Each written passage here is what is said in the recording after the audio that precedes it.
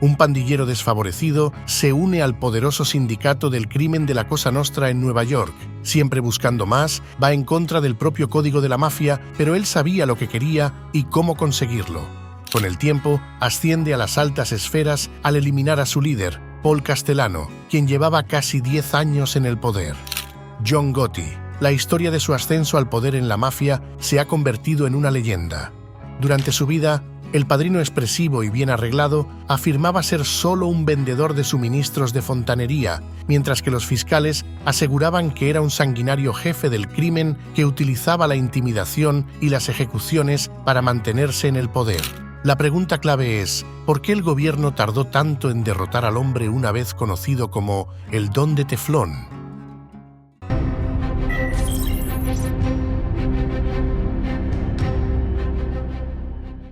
La historia de John Gotti comienza en Nueva York durante la década de 1940, donde la mafia italiana, también llamada la Cosa Nostra, había reinado supremamente durante más de 2 décadas. Creció en circunstancias muy inseguras en el distrito de los barrios bajos del Bronx.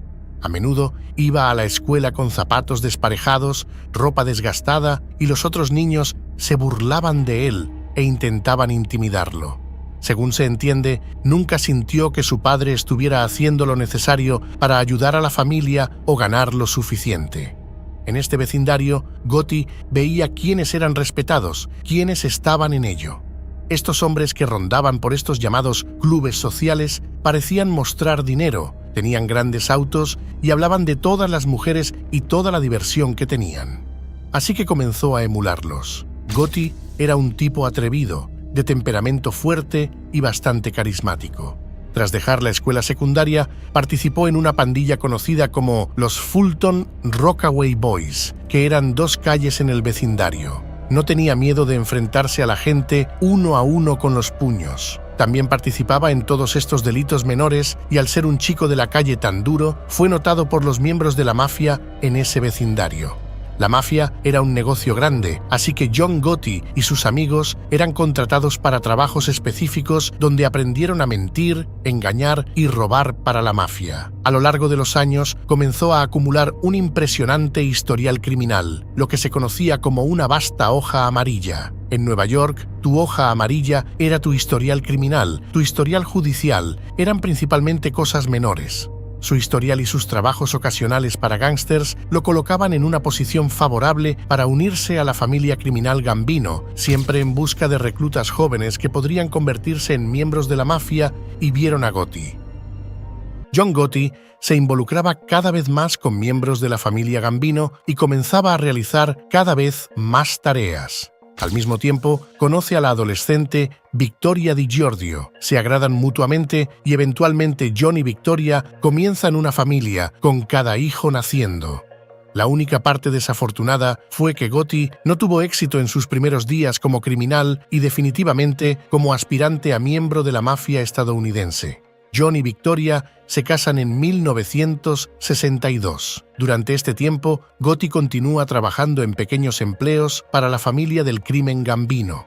También intentó trabajar en varios empleos legítimos. Trabajó como prensador en una fábrica de abrigos y también como asistente de camión, pero los viejos hábitos son difíciles de erradicar y pronto regresó a su vida delictiva.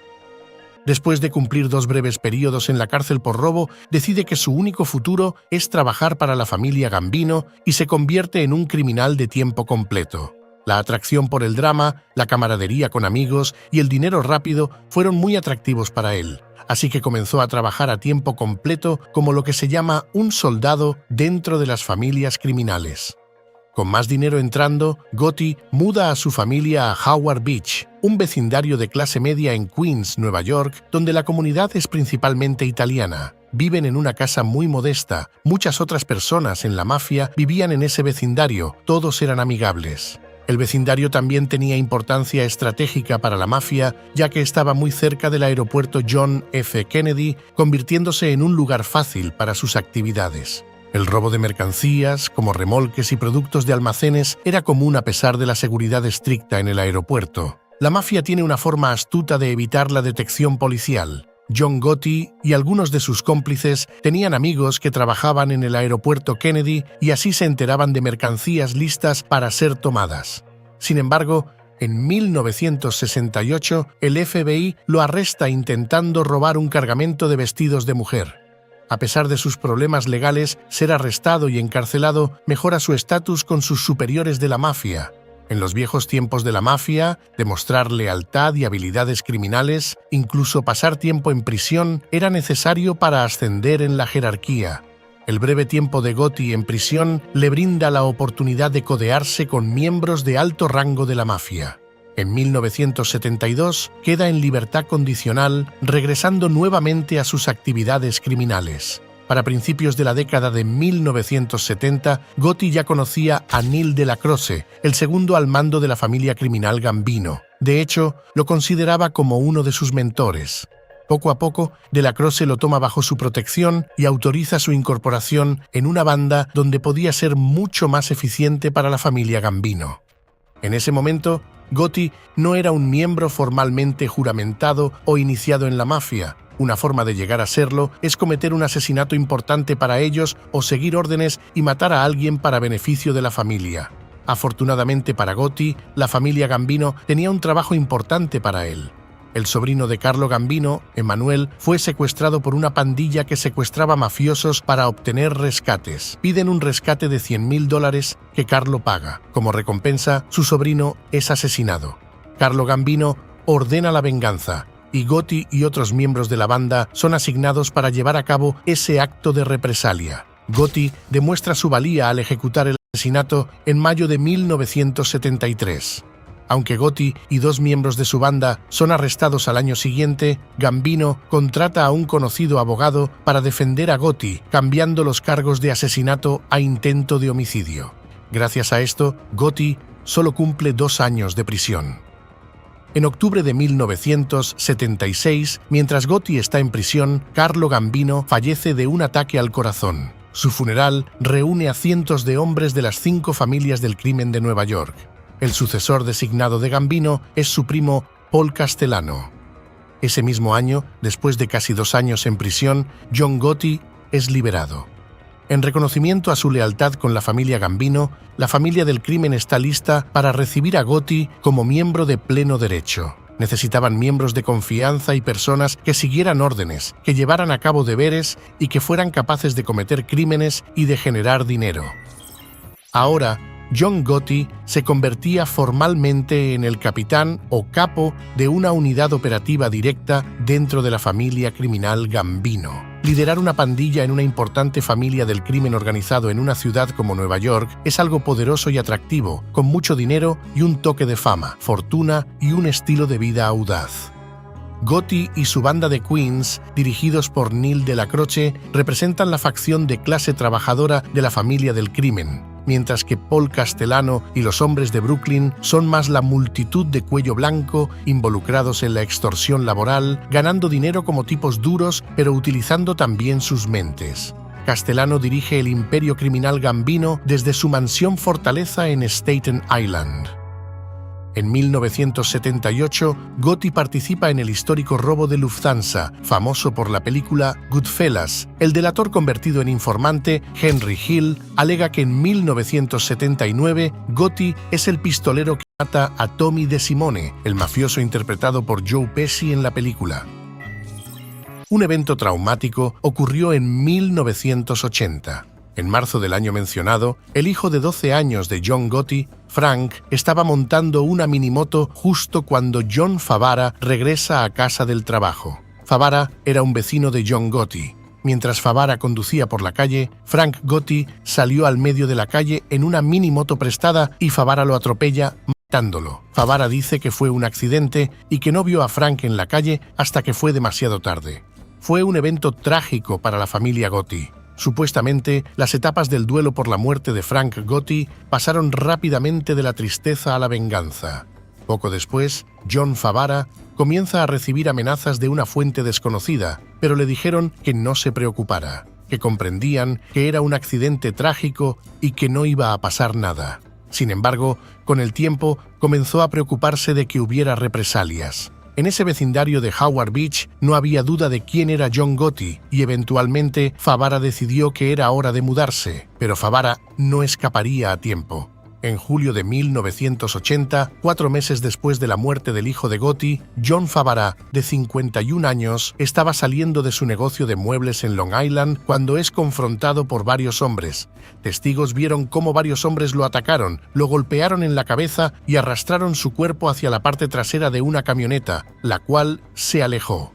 El consenso fue que fue asesinado y su cuerpo fue eliminado. Algunos dicen que en un vertedero, otros en el mar, pero nunca se encontró su cuerpo. Cuando John Favara desaparece, John Gotti tiene una coartada bastante perfecta.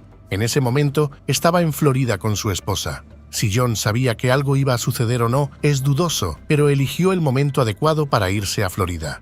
Nadie fue procesado por la muerte de John Favara. Incluso después de su muerte, Victoria Gotti cayó en una profunda depresión por la pérdida de su hijo. Estaba destrozada y tal vez incluso sufrió un colapso como resultado. Hubo intentos de quitarse la vida, estaba inconsolable, deprimida y se le administraron medicamentos para ayudarla a recuperarse. Los problemas familiares de John Gotti no se limitan solo a su hogar. En la familia del crimen Gambino se habían formado divisiones después de la muerte del jefe de la mafia, Carlo Gambino. El segundo al mando, Neil Delacroce, en su momento había sido pasado por alto como el próximo en la línea a favor de Paul Castellano. Esto no sentó bien a muchos en la familia Gambino, incluido John Gotti, cuya lealtad siempre había estado con Delacroce, su mentor durante años. Gotti comienza a criticar abiertamente a Castellano por ser reclusivo y codicioso. Señala que todos los capos le entregan grandes sumas de dinero cada semana y cada mes, pero a Castellano nunca le parece suficiente. Por su lado, Castellano siempre estaba intentando legitimar sus ganancias ilícitas, por lo que se quería mantener al margen del negocio de los estupefacientes para evitar problemas y penas mayores. Algo que preocupa a Gotti, ya que en 1983 el hermano de Gotti y su amigo Angelo Ruggiero son acusados de tráfico de heroína.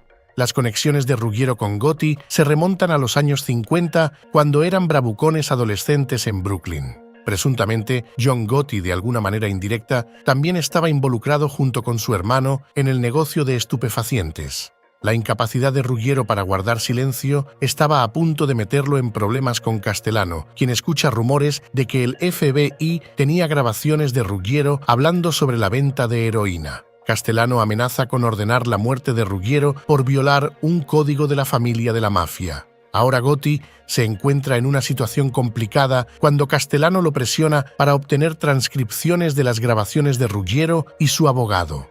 La presión aumenta en 1984 y 1985, justo cuando Castellano enfrenta 2 acusaciones federales, una por asociación delictiva, conspiración de asesinato, robo de autos y tráfico de drogas, y la segunda cuando un gran jurado acusa a los jefes de las 5 familias de la mafia de Nueva York bajo una nueva ley federal que se presenta como una solución perfecta contra el crimen organizado. Neil Delacroce, el subjefe de la familia criminal Gambino y mentor de John Gotti, muere por un cáncer el 2 de diciembre de 1985. Con la muerte de Delacroce, su mayor protector, Gotti teme que Paul Castellano quiera dar un ejemplo y mandarlo a asesinar por sospechas de romper las reglas de la familia. Por su parte, Paul Castellano, tras la muerte de Delacroce, decide nombrar a su conductor y guardaespaldas, Thomas Bilotti, como su mano derecha, cosa que no cayó muy bien en algunos miembros de la familia. Además, el hecho de que Castellano no asistiera al velatorio de Delacroce fue un insulto para la familia de Delacroce y sus seguidores, y peor aún, Paul Castellano también envía la orden de dispersar a la pandilla de Gotti, asignando a algunos miembros a diferentes grupos, lo que lleva a Gotti a creer que algunos de sus hombres podrían ser eliminados. Gotti se da cuenta de que ya no tiene un protector en la familia y necesita actuar antes de que Castellano ponga un contrato de asesinato sobre él y sus amigos. En la mente de John Gotti, la situación es de matar o ser asesinado. Gotti no planea llevar a cabo el golpe por sí solo, consciente de que asesinar al jefe de una familia del crimen no es tarea para un solo hombre, no importa cuán valiente sea. Uno de los primeros hombres a los que Gotti pide ayuda es Salvatore Sami Gravano, leal a Castellano, que Gotti cree que podría ser más leal a él. Gravano, viendo un futuro más prometedor con Gotti, acepta ayudar a deshacerse de Castellano. La conspiración para matarlo finalmente incluye a otros gángsteres dispuestos a colaborar con Gotti. La ejecución está bien planeada y orquestada. Uno de los hombres de Castellano informa a Gotti que Castellano tiene previsto aparecer en un lujoso restaurante de Manhattan. 4 hombres esperan afuera del restaurante, vestidos con gabardinas y sombreros similares para confundir a cualquier investigador o sistema de seguridad. John Gotti y Sami Gravano están estacionados en la esquina, observando la escena y esperando a que Paul Castellano llegue al lugar y se estacione frente al restaurante. El equipo de ataque toma posiciones y cuando Castellano llega al lugar, los 4 tiradores disparan, matando instantáneamente a Castellano y a su guardaespaldas y nueva mano derecha, Thomas Bilotti. En las caóticas secuelas del atrevido asesinato de Paul Castellano, peatones aterrorizados corren para refugiarse pasando junto a los cuerpos ensangrentados. Después del ataque, Gravano condujo de regreso a su oficina y todos regresaron a casa. La ciudad de Nueva York quedó conmocionada por la audacia de los asesinatos en plena calle. Pocos días antes de que finalizara 1985, Gotti es formalmente elegido jefe de la familia criminal Gambino. Esto marca el inicio de una nueva era en la historia de la mafia, la era del elegante y apuesto John Gotti. De la noche a la mañana, se convierte en el líder y padrino de una de las familias criminales más grandes e importantes de Estados Unidos. Gotti pasa de ser un chico pobre en el Bronx a ser el elegante rey de Nueva York. Hereda un imperio enormemente rentable, con operaciones ilegales que generan aproximadamente $500 millones al año. Desde su sede en la calle Mulberry en Manhattan, controla una amplia variedad de actividades, desde distribución de mariscos y carne hasta construcción, camiones en el distrito de la moda de Manhattan y recogida privada de basura. Durante el reinado de Gotti, el FBI estima que se cometen numerosos asesinatos por sus órdenes, siendo 3 de las víctimas miembros de la familia Gambino. Su ganancia personal se estimaba entre 5 y 12 millones de dólares al año. Con esta riqueza extravagante, Gotti transforma su guardarropa, dejando atrás los días en que llevaba prendas desgastadas. Con la infancia de Gotti marcada por zapatos desparejados, su ascenso en la mafia lo lleva a adoptar un estilo de vida ostentoso.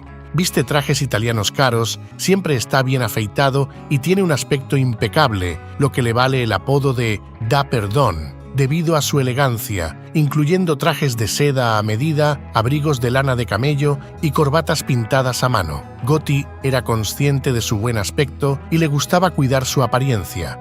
La riqueza de Gotti también le permite alimentar su adicción al juego. Descrito como un jugador compulsivo, se enfadaba por las pérdidas, incluso llegando a apostar grandes sumas en eventos como partidos de fútbol, mostrando una actitud compulsiva.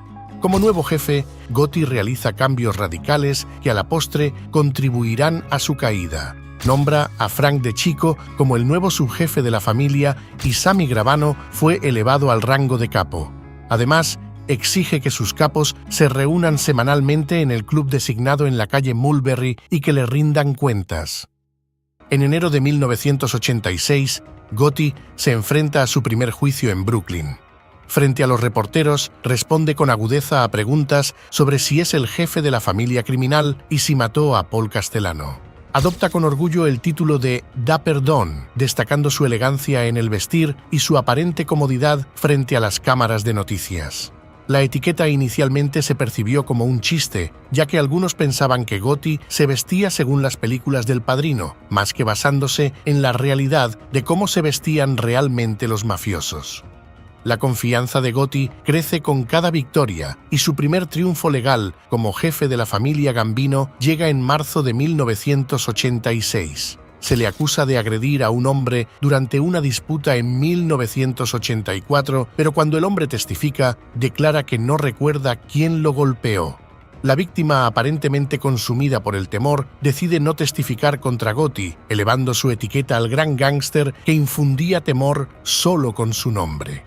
John Gotti no tuvo mucho tiempo para disfrutar de su primera victoria, ya que unos meses después ocurre un desastre. Una potente bomba colocada en su automóvil mata a Frank De Chico, su subjefe. Gotti afirma ante sus hombres y la policía que no tiene idea de quién lo hizo ni por qué. La verdadera sorpresa es que Frank De Chico no era el objetivo real. El blanco era John Gotti. El jefe de la familia criminal genovese, Vincent Gigante, tiene una vendetta personal contra Gotti por eliminar a Castellano sin permiso de otros jefes de familias criminales. Posterior a esto, lo que preocupaba a John Gotti no eran las otras familias criminales, sino el gobierno federal, que buscaba armar un caso en su contra de todas las maneras posibles. Gotti visitaría nuevamente los tribunales. La fiscal basa su caso inicial en gran medida en el testimonio de criminales que hicieron acuerdos para reducir sus condenas. El abogado defensor de Gotti, conocido por su comportamiento escandaloso en la corte, aprovechó la oportunidad para socavar la credibilidad de los testigos del gobierno, y el 13 de marzo de 1987 el jurado absuelve a Gotti de todos los cargos.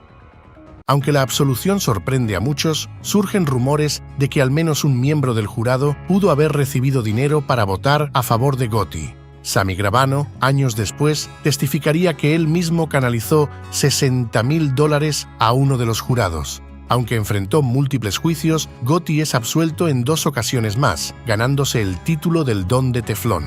Todo se atribuye en parte a jurados que fueron sobornados, pero Gotti continúa desafiando a las autoridades al presentarse como un simple empresario de fontanería. Gotti desafía abiertamente a la aplicación de la ley, alegando ser un hombre de negocios sencillo. Ofrece café a los agentes y periodistas que lo siguen, se detiene para posar en fotos y se muestra desafiante. Su actitud desafiante y su comportamiento ante la prensa se traducen en una falta de evidencia sólida para condenarlo. John Gotti ascendió al puesto de jefe de la familia criminal Gambino y con este nuevo poder se convirtió en un personaje influyente que podía solucionar problemas con un chasquido de dedos. Bajo el mando de Gotti, la vigilancia del FBI se intensificó, ya que sospechaban su implicación en los asesinatos de Paul Castellano y Thomas Bilotti, aunque aún no tenían pruebas contundentes. Tras el desastre de los primeros juicios federales, los investigadores se propusieron construir un caso sólido. Sus objetivos eran desarrollar informantes cercanos a Gotti y utilizar la información proporcionada por estos informantes para colocar micrófonos ocultos donde Gotti pudiera discutir la ejecución de crímenes. Con Gotti ahora al mando de la familia Gambino, el FBI aumentó su vigilancia y recolección de pruebas. A lo largo de 1987 y 1988, Gotti se convirtió en una sensación en Nueva York. Aunque los investigadores recopilaban pruebas lentamente, Gotti disfrutaba de la atención del público y se ganaba la simpatía de muchos neoyorquinos. Una parte de la sociedad parecía celebrar su comportamiento y estilo de vida extravagante. La defensa de Gotti sostenía que aunque se comportaba de manera diferente a lo que las autoridades querían, eso no lo convertía en un criminal. Lo que Gotti desconocía es que los investigadores estaban cerca de penetrar el corazón de su operación. En el verano de 1989, el FBI, por fin, obtiene las órdenes judiciales secretas que permiten a los agentes colocar micrófonos ocultos en el club social, lugar de encuentro de sus aparentes reuniones. Pero esta vez, un informante revela que Gotti y varios de sus lugartenientes se reúnen regularmente en un apartamento 2 pisos arriba del club, al cual accedían a través de unas escaleras internas que conectaban ambos lugares. El dispositivo en el apartamento es un movimiento audaz y exitoso para las autoridades, proporcionándoles la evidencia necesaria para perseguir a John Gotti. Este material consiste en las propias palabras de Gotti, grabadas durante 5 encuentros en el apartamento, siendo el más productivo el 12 de diciembre de 1989. Durante esa reunión, los agentes escuchan a Gotti criticar a Sammy Gravano, quien no estaba presente para defenderse, y expresar preocupación sobre la independencia de Gravano en sus diversos negocios ilegales. Además, Gotti comete un error fatal al hablar sobre asesinatos directos. Las conversaciones sobre el asesinato de 2 asociados de la familia Gambino proporcionaron a los investigadores la prueba crucial que necesitaban para acusar a John Gotti. Al analizar las cintas, el FBI tuvo acceso directo a las palabras de Gotti, donde él mismo hablaba de matar personas. Este hallazgo confirmó la culpabilidad de Gotti, ya que sus propias palabras se convirtieron en un testimonio incriminatorio. La situación llega a su punto máximo el 11 de diciembre de 1990, cuando agentes del FBI arrestan a John Gotti y Sammy Gravano. Las acusaciones contra Gotti y Gravano incluyen conspiración para asesinato, soborno, extorsión, juego ilegal, usura, obstrucción de la justicia y fraude fiscal. Los agentes llevan a un impecablemente vestido Gotti esposado y con un arma frente a los reporteros. Esa misma noche, John Gotti enfrenta su momento más crítico. Tras el arresto, Gotti no muestra signos de angustia, quizás porque cree que una vez más vencerá los cargos federales, pero en la audiencia los fiscales reproducen cintas grabadas de conversaciones de Gotti en el apartamento, incluso la cinta donde Gotti critica a Sammy, llamándolo un monstruo de ojos verdes y un pequeño avaro. Mientras reproducen la cinta, Gotti trata de agacharse bajo la mesa, avergonzado, y Sammy se enoja visiblemente. La bravuconería en la sala de audiencias de Gotti y sus 3 absoluciones anteriores no se comparan en nada con el daño que Sammy Gravano está a punto de causar después de escuchar las cintas. Gravano está preocupado de que Gotti intente culparlo por los asesinatos, por lo que envía un mensaje a las autoridades expresando su deseo de hablar. Al principio, hay preocupaciones de que pueda ser una trampa, que Gravano haya recibido órdenes o incluso se haya ofrecido como sacrificio para salvar a Gotti de los asesinatos. Pero la realidad es que Sammy Gravano no está dispuesto a cargar con la culpa de John Gotti luego de lo que acaba de escuchar. Gravano acepta un trato con los fiscales que le exigía contar todo lo que sabe sobre su propia participación y la de Gotti en todos los crímenes mencionados en las acusaciones. Además, debe testificar contra otros mafiosos en el futuro durante varios años. A cambio, el gobierno acuerda escribir una carta al juez destacando su cooperación. En octubre de 1991, Sammy Gravano se convierte en lo que la mafia desprecia más, un soplón. Después de ser separado de la celda que compartía con Gotti, Gravano habla y proporciona una cantidad significativa de información. Admite haber participado en 19 asesinatos separados y describe en detalle cómo él y Gotti planearon y llevaron a cabo varios asesinatos, incluido el ataque al jefe de la familia Gambino, Paul Castellano. Con el juicio programado para principios de 1992, los fiscales habían aprendido la lección para evitar un posible soborno del jurado. Mantuvieron a los jurados anónimos y aislados. Además, lograron que el juez declarara a los abogados de Gotti como asesores internos, lo que les impidió defender a Gotti. Los fiscales reproducen una conversación en la que Gotti menciona que podría ir a prisión y se escucha a Gotti preguntarle a Gravano qué planea hacer si eso sucede. En otra cinta, Gotti defiende apasionadamente su estilo de vida en la mafia, su vida en la Cosa Nostra. Pero esos comentarios son moderados en comparación con la cinta en la que Gotti habla sobre ordenar el ataque a un asociado de la familia Gambino. Pero los fiscales apenas estaban comenzando. Sammy Gravano hace su sorpresiva aparición. El segundo al mando de Gotti comparte todo sobre el asesinato de Castellano. Su testimonio fue preciso, convincente y fascinante, dejando a la audiencia atónita. La credibilidad del testimonio de Gravano, junto con las grabaciones, fue abrumadora. El 2 de abril de 1992, un juez condena a Gotti a cadena perpetua sin posibilidad de libertad condicional. Hubo muchas críticas hacia el FBI y el gobierno federal por acusar injustamente a John Gotti.